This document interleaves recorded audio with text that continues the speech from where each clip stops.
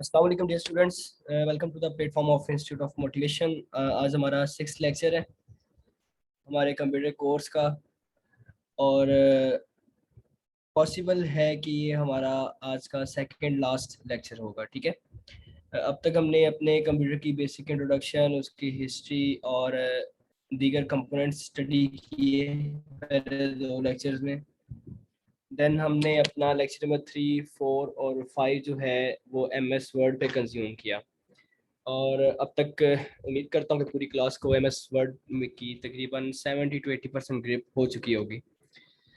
जैसा कि हमने प्लान किया था कि हमने MS वर्ड को जो है एक प्रॉपर वे में डिस्कस करना है, देन MS एक्सेल को और पावर पॉइंट को इस लिमिट तक टच करना है कि हमें उनका बेसिक यूज़ आ जाए और जितना यूज़ हमें रिक्वायर्ड है उतना आ जाए। ठीक है।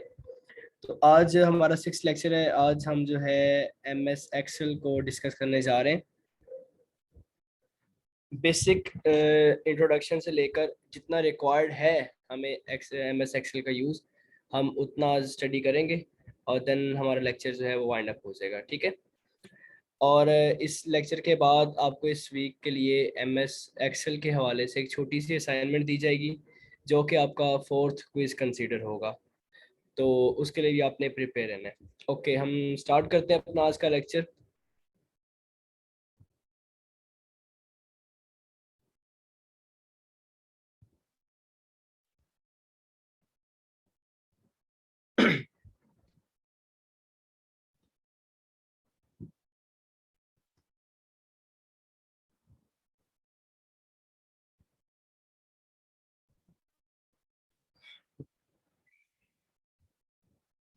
जी, स्क्रीन शेयर हो रही है सबको? कोई ऐसा स्टूडेंट जिसको स्क्रीन ना शेयर हो रही हो?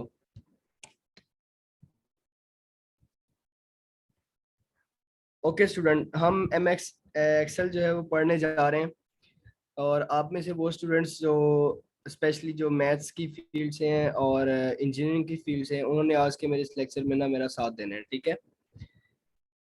सो ओके, सबसे पहले MS एक्सेल का इंट्रोडक्शन देखते हैं। हम MS एक्सेल जो है यूज़ करते हैं स्प्रेडशीट बनाने के लिए। अब स्प्रेडशीट क्या होता है? नॉर्मली हम लोग अपने घरों में या दुकान में या किसी भी ऐसी जगह पे, या हम अगर कहीं पे बैठे हुए मैनुअल अगर हम टाइम टेबल बना रहे होते हैं, कुछ भी हिसाब किताब कर रहे होते हैं, तो हमारे पास प्रॉपर एक टेबल बना होता है रजिस्टर पर, जिसे हम फाइल सिस्टम कहते हैं।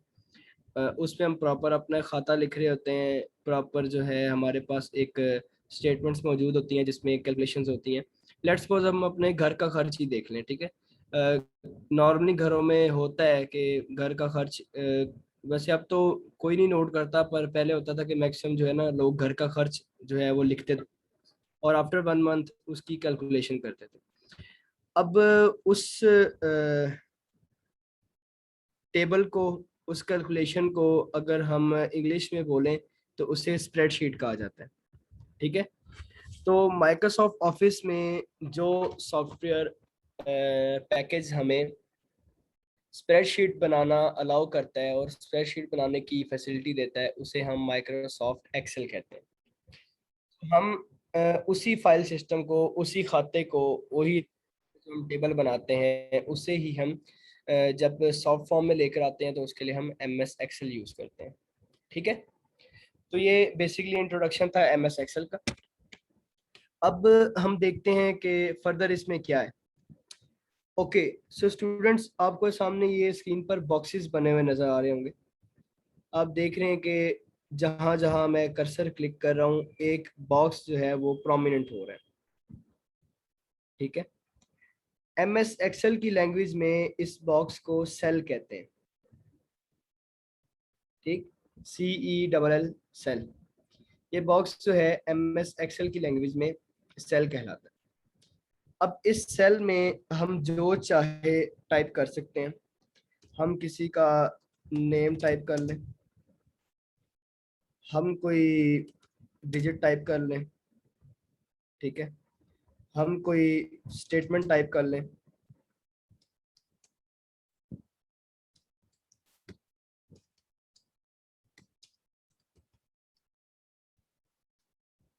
ओके, एक सेकेंड।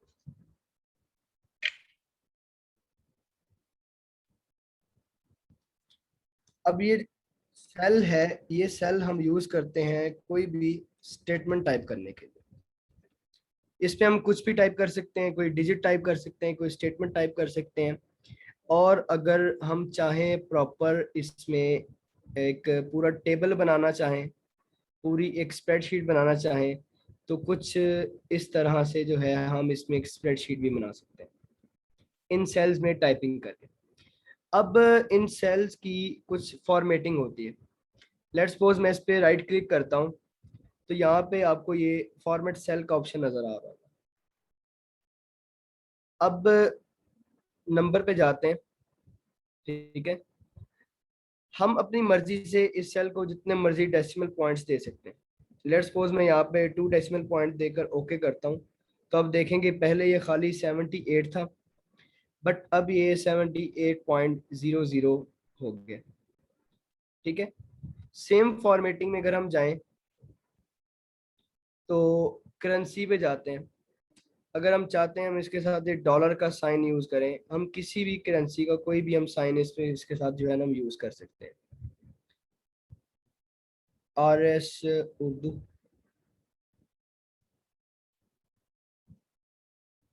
ठीक है।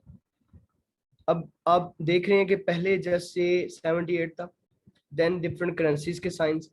तो ये हमारा जो है अभी बेसिक इंट्रोडक्शन चल रहा है सेल के हवाले से, सेल की फॉर्मेटिंग के हवाले से। अब इस सेल का ना एक स्पेसिफिक नेम होता है।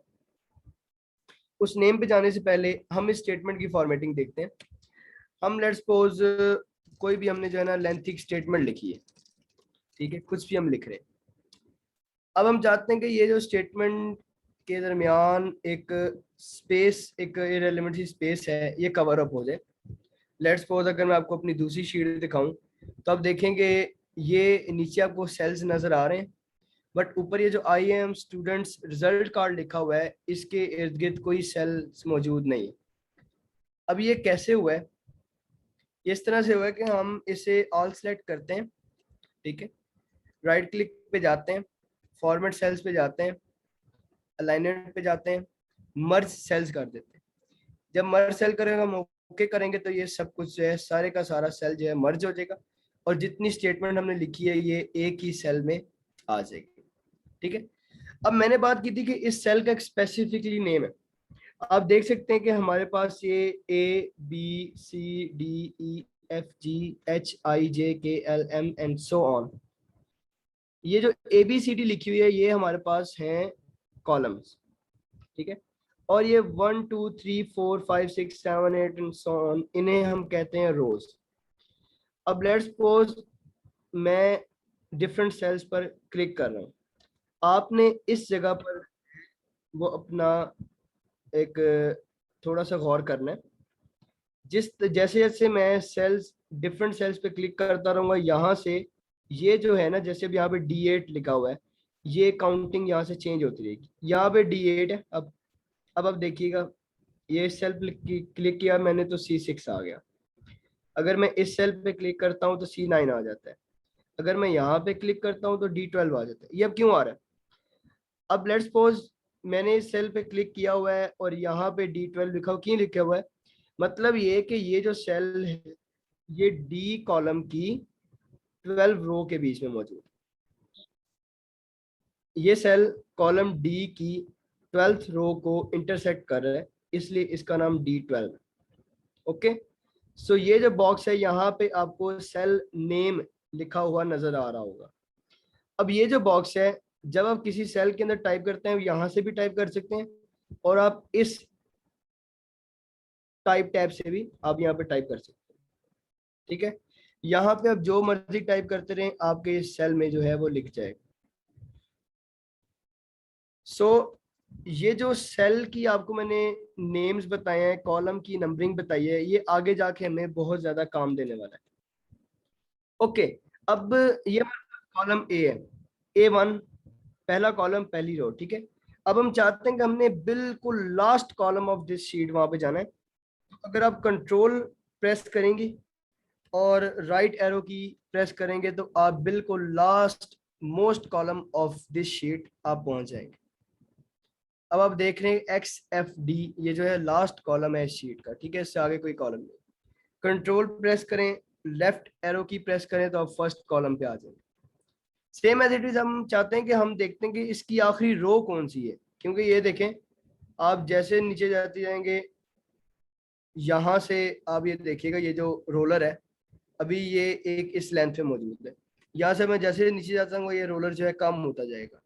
मतलब ये कि एक टाइम बाद जाके जो है इसकी लास्ट रो आएगी, बट हम चाहते हैं हम इसकी लास्ट रो पर पहुंचे, तो कंट्रोल प्रेस करें, डाउन एरो की प्रेस करें, आप इसकी लास्ट रो पे चले जाएंगे और इसकी जो लास्ट रो है उसका नंबर है 10,48,576। एक एक्सेल शीट में 10,48,576 रोज होती हैं। ओके स्टूडेंट्स, जी एनीवन, कोई एक स्टूडेंट अपना माइक ऑन करके बताए, यहाँ तक समझ आई? जी सर आ गई है। ओके जी, यहाँ तक किसी स्टूडेंट को कोई क्वेश्चन है तो वो बता सकते हैं।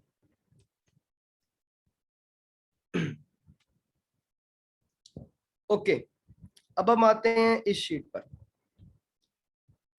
अब हमने देखना है कि ये शीट हमने क्यों यहाँ पे सामने रखी हुई है। पहला काम है हम इस शीट में एक काम करते हैं,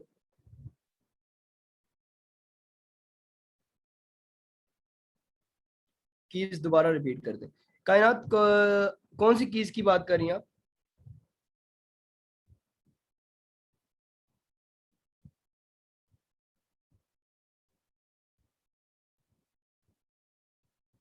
कायनात आप प्लीज मुझे बताएं आप कौन सी कीज की बात कर रही हैं?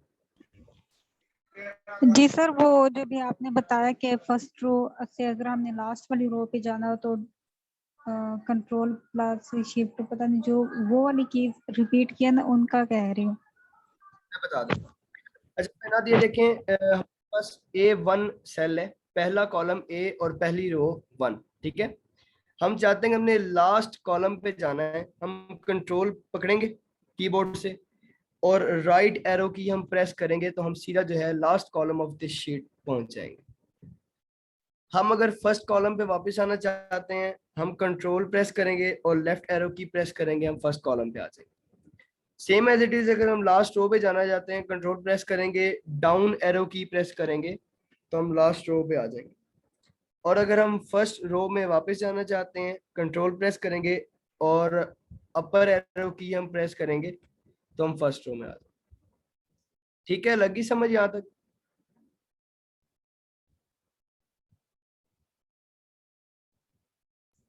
ओके ठीक है गाना। अच्छा अब यहाँ पे हमारे पास एक शीट बनी हुई है, इस शीट के ऊपर कुछ स्टूडेंट्स के नेम्स लिखे हुए हैं, कुछ सेल्स जो हैं वो मैंने खाली छोड़े हुए हैं, कुछ सेल्स मैंने टाइप किए हुए हैं। हम रिकमेंडेड, हम जो है होम रिबन के साथ जो इंसर्ट रिबन है उस पर जाते हैं, रिकमेंडेड चार्ट्स पे हम क्लिक करते हैं।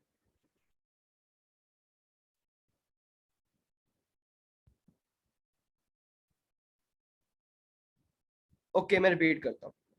अच्छा मैं बात कर रहा था कि हम जो है रिकमेंडेड पूरा अपना जो है टेबल सेलेक्ट करते हैं और रिकमेंडेड चार्ट्स पे जाते हैं, किसी एक चार्ट पे क्लिक करते हैं।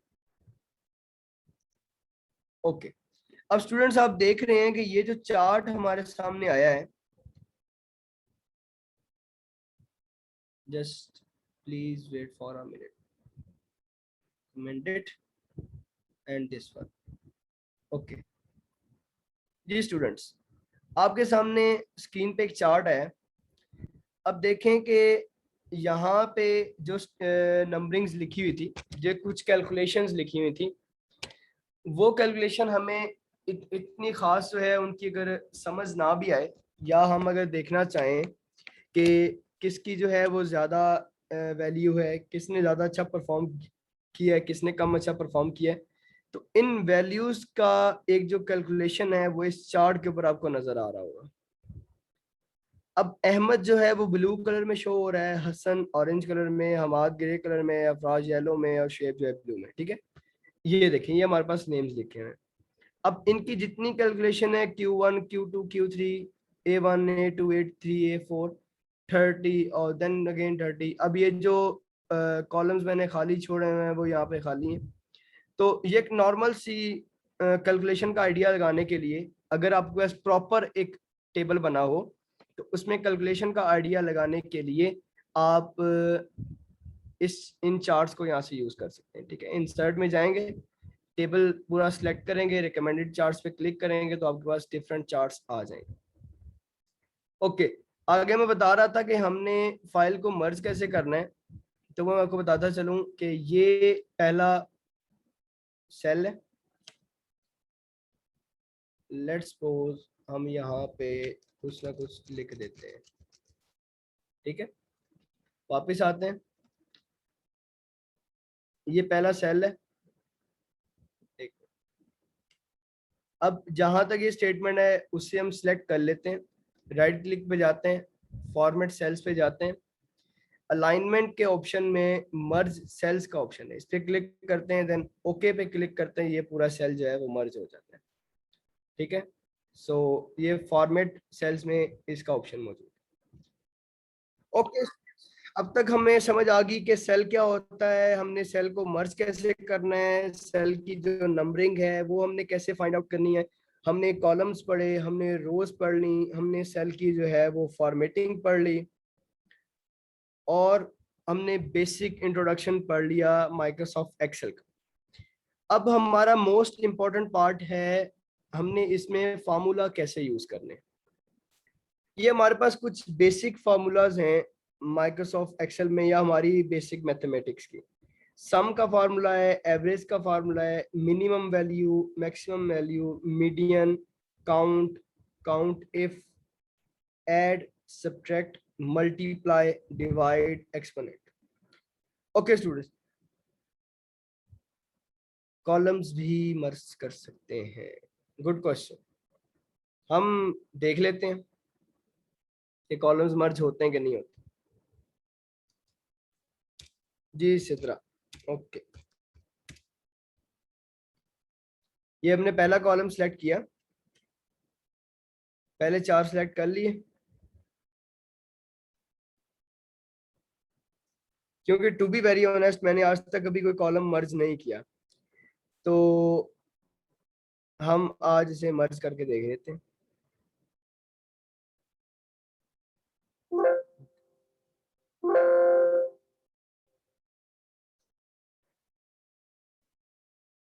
ठीक है,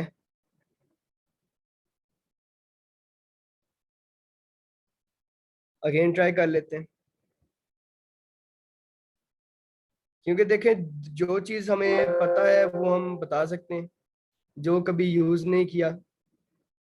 ये ले, कॉलम तो मर्ज हो गए, बट कॉलम मर्ज एक ही सेंस में होंगे कि फर्स्ट कॉलम में जो, या फर्स्ट रो में जो आपने स्टेटमेंट लिखनी है ना, जितना आप नीचे जाएंगे उसे मर्ज करने के लिए।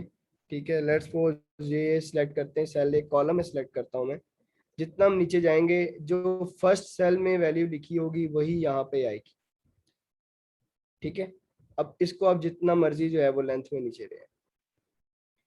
ठीक है, इसी तरह समझ आ गई आपको, बिकॉज मैंने आपको बताया मैंने आज तक कभी इसे यूज नहीं किया, अब ये क्वेश्चन आया था तो हमने चले मिलके जो है एक दफा देख लिया। ठीक है, अच्छा स्टूडेंट्स, अब आपने मेरी एक बात का माइंड नहीं करना, अब जो से स्टूडेंट्स का जो जो क्वेश्चन है वो अपने पास लिख लिया, हम इंशाल्लाह लेक्चर के एंड पे डिस्कस करेंगे। ओके, अपने लेक्चर का डेकोरम अगेन जो है वो कंटिन्यू करते हैं।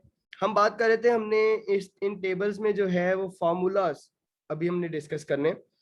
तो स्टूडेंट्स आपने क्या करना है कि आपने अब गौर से देखना है कि हमने जो फार्मूला यूज करने हैं ये हमारे बेसिक फार्मूलाज हैं, बट आगे हम MS एक्सेल की अगर सेल्फ बेस पर इसकी डिटेल्स में जाते हैं तो हमें पता होना चाहिए कि हमने फार्मूलाज कैसे यूज करने हैं। ओके, सबसे पहले सम का फार्मूला है, हमने अगर कुछ सम करना है, हमने वैल्यूज को, कॉलम्स की वैल्यूज को, रोज की वैल्यूज को आपस में अगर ऐड करना है, सम करवाना है, तो हम कैसे करेंगे। First of all MS Excel का एक रूल है कि आपने जब भी इसमें कोई ना कोई फार्मूला यूज करना है, आपने स्टार्ट हमेशा इक्वल से करना है। जब आप इक्वल प्रेस करते हैं तो MS एक्सेल को एक सिग्नल मिल जाता है कि ये बंदा अब कोई फार्मूला यूज करने वाला है या करने वाली है, ठीक है। अब जो सा फार्मूला आपने यूज करना है, आपने वही वर्ड इक्वल के बाद टाइप कर देना है। अब आप देखें, जब मैंने सम टाइप किया, नीचे सम की डिफरेंट इसके जो फीचर्स हैं, डिफरेंट इसकी टाइप्स हैं, वो ओपन होगी, बट हमने यहाँ पे सिंपल सम करना। अब हम चाहते हैं कि ये फोर्थ रो में जो तीसरा कॉलम है C4 सॉरी, ये और ये जो 5 वैल्यूज हैं ये आपस में ऐड हो जाए, इनका हमने सम लेना है। अब हम क्या करेंगे, यहाँ पे हम दो तरीके यूज करेंगे। इक्वल प्रेस किया हमने सम प्रेस किया, हमने स्टार्ट की ब्रैकेट, ओके। अब अगर हम इस पे क्लिक करते हैं तो आप देखेंगे कि जब हमने इस पे क्लिक किया तो ये क्या था, C4, ठीक है। ये राइट साइड पे ऊपर नजर आ रहा होगा C4। जब हमने इस पे क्लिक किया तो यहाँ पे ऑटोमेटिकली C4 मेंशन हो गया, ठीक है स्टूडेंट। अब हमने कहना है कि यहां से लेकर यहां तक जो वैल्यूज हैं, हमने इन सब का लेना है सम। हम यहाँ पे अब दो तरीके यूज कर सकते हैं। पहला तरीका क्या किया, हमने C4 किया, हमने प्लस किया, या हम ऐसा करते हैं, हमने पहले बात की थी कि हम यहाँ पे लिख सकते हैं, यहाँ पे लिखते हैं C4 की हमने प्लस किया, ठीक है। अब हम इस पे क्लिक करते हैं तो ये देखें C5 आ गया। अगेन हम इससे प्लस करते हैं, देन हम इस पे क्लिक करते हैं, अगेन हम इसे प्लस करते हैं, देन इस पे क्लिक करते हैं, अगेन इसे प्लस करते हैं, देन इस पे क्लिक करते हैं, अगेन इसे प्लस करते हैं, ब्रैकेट हम क्लोज कर देते हैं, इंटर करते हैं। एक सेकंड,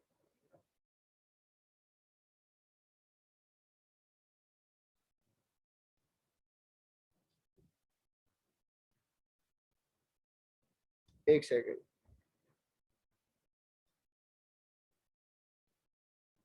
+C8 ब्रैकेट क्लोज और इंटर। ये देख, अब क्या हुआ कि 6 + 4 + 8 18, 18 और 7 25, 25 और 6 31, हमारे पास 31 का सम आ गया। अब हम इतने लेंथी प्रोसीजर से बचने के लिए कि हम इसको भी क्लिक करें, इसको भी फिर इसको भी, अगर यहाँ पे लाइन वाइज 50 वैल्यूज होते हैं तो क्या हम 50 वैल्यूज क्लिक करेंगे? नहीं, बिल्कुल भी नहीं। आपने इस बात पे घबराना नहीं है। हम अगेन अब फार्मूला यूज करने जा रहे हैं, गौर से देखिएगा। इक्वल हमने प्रेस किया, हमने सम की कमांड दी, हमने ब्रैकेट स्टार्ट किया, हमने सिंपल एज इट इज क्या किया, हमने पहली वैल्यू क्लिक किया, यहाँ पे वो वैल्यू आ गई, हमने यहाँ पे लगाया कॉलन, ठीक है स्टूडेंट्स। हमने यहाँ पे लगाया कॉलन, कॉलन लगा के हमने लास्ट वैल्यू क्लिक किया, लास्ट वैल्यू आ गई। जब हमने कॉलन लगा के लास्ट वैल्यू क्लिक किया तो आप देखेंगे ये पूरी की पूरी वैल्यू सिलेक्ट होगी। यहाँ से हम ब्रैकेट क्लोज करेंगे, इंटर करेंगे तो ये हमारे पास सम आ जाएगा।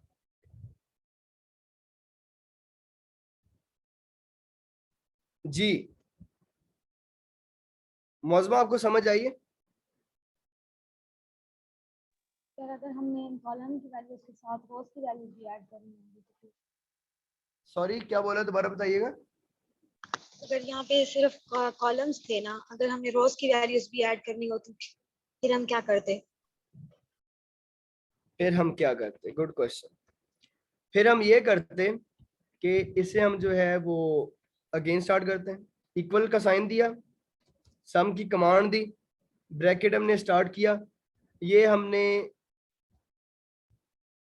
देखें मौजूदा अभी हम जो है हमने अभी किया है रोज की वैल्यू का सम, ठीक है।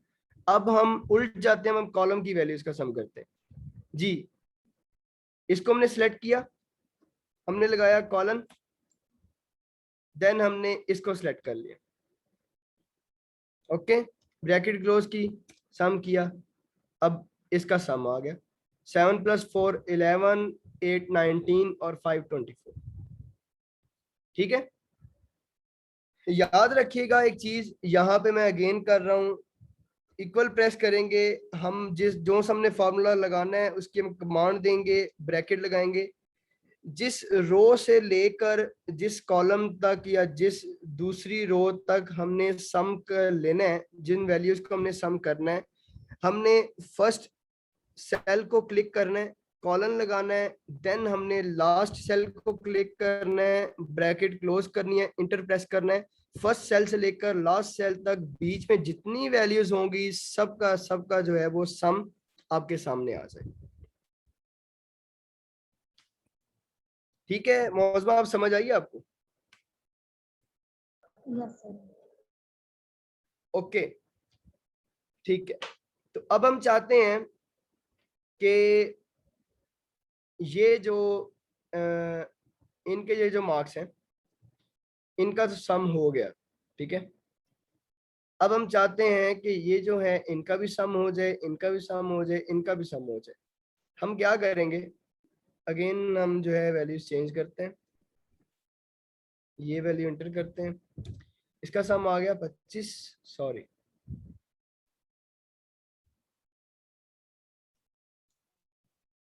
पहली वैल्यू हमने 6 की देनी थी जी, 31।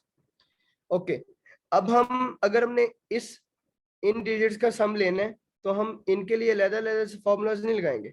सेल पे जाएं, सेल के कॉर्नर पे आप देखेंगे, सेल के कॉर्नर पे जैसे ही मेरा कर्सर आया वो एक प्लस का निशान बन गया।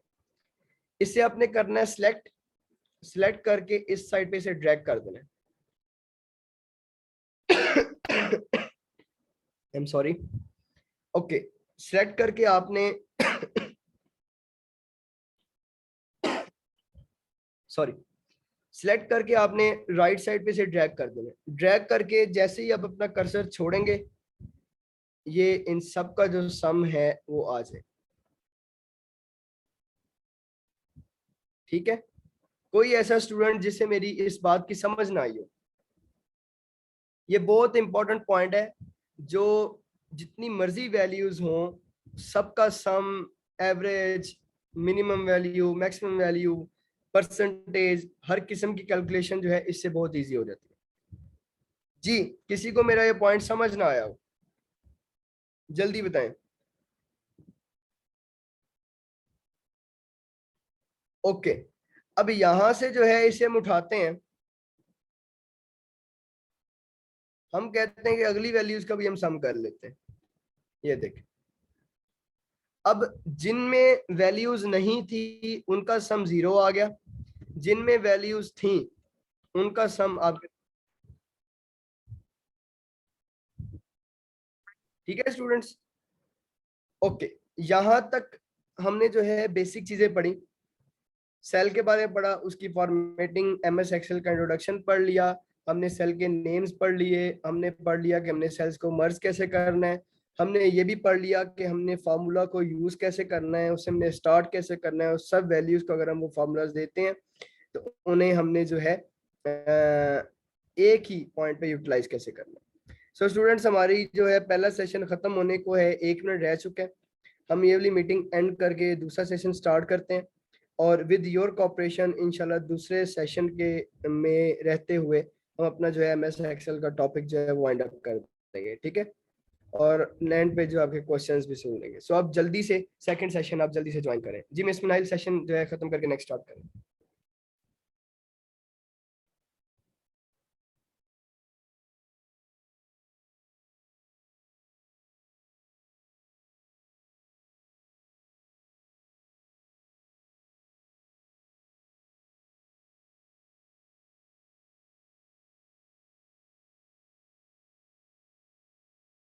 सर मीटिंग एंड करके अगेन स्टार्ट करो।